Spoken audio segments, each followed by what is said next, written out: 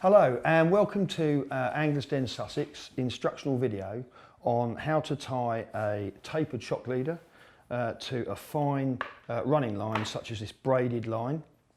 The line I've got today is actually Berkeley fire line. First thing we do is we take our tapered shock leader line and we form a loop, just an overhand loop. We don't tie a knot in it, we just literally fold it back on itself and form a loop with it. Then we take your fine, when I can pick it up, your fine braided line, and we pass the braided line up through the loop, pull quite a bit through because we're going to need that long tag to tie the knot up and then back on itself. So all we've done is we've formed a loop and we've taken that braided line up through the loop, and we hold that in our thumb and forefinger. Then we take the braided line and we wrap it around the doubled length of shock leader 8 times. So we go 8 times up. Okay, and then we hold that in our thumb and forefinger, and we then take the braided line back over 4 times. 2, 3 and 4. Okay, and then you can see that there. We take the braided line and pass it down through the same way so that the line comes out the same direction that it goes in. The braided line comes out the same way. I'll show you that in a close-up in a minute. I can get it through. Ooh. There we go. So the line is coming out the same way as it goes in.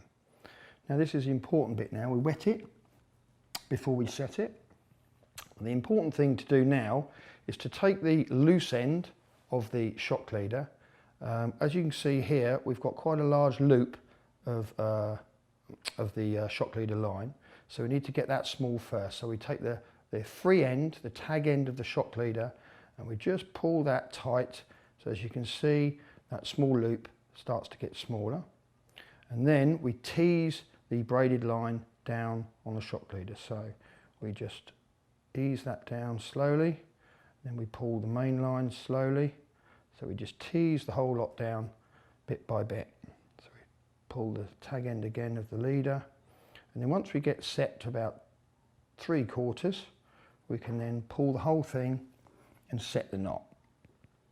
And then once the knot is about 2/3 set, we should be able to give it a good pull and that knot will set correctly. So, and there it goes. So we give that a good pull, and then all we need to do is trim off the excess line. So as you can see, the first thing we're going to trim off, we take our sharp braided scissors. Very useful when you're tying knots with braided lines to have a good set of sharp braid cutting scissors. First thing we do is trim off the excess of the leader. We can trim that very, very tight to the knot so there's no tag sticking out, so that when we're casting there's nothing going to catch on our rings and cause us problems when we're casting. And as you can see, the bit sticking out the side there is the tag end from the braided line.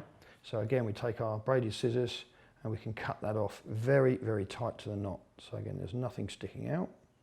Cut that very tightly there, and as you can see, that is our finished knot, our double Albright knot for tying a tapered shock leader to a fine running braided line such as the Berkeley fire line.